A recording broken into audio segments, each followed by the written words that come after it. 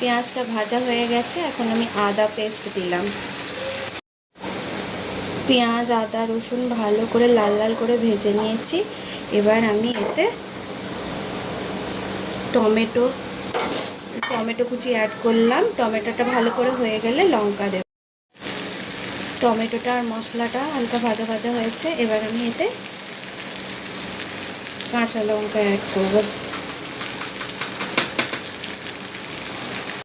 এখানে একটা মশলার পেস্ট বানাচ্ছি, দই, হলুদ, জিরে আর কাশ্মীরি লঙ্কার গুঁড়ো রেখেছিলাম, সেটা দিয়ে এবার আমি কষাবো যতক্ষণ না তেল ছাড়বে।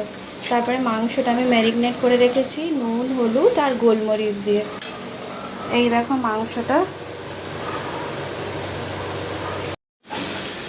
এই যে মশলাটা কষানো হয়ে যাচ্ছে আস্তে আস্তে। এরপর আমি যে ম্যারিনেশন মাংসটা ছিল সেটা দেব।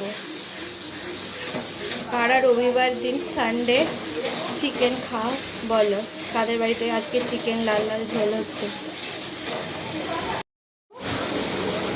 আমি কিন্তু এবার ম্যারিনেট করা মাংসটা অ্যাড করলাম। এবার এটাকে 10 মিনিট হাই ফ্লেমে কষাবো, তারপরে সিমে আধা ঘন্টা কষাবো।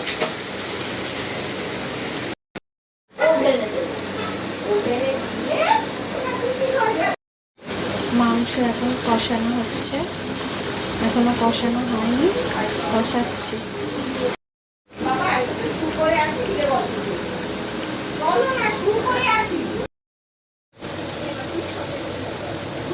Sunday special chicken ready.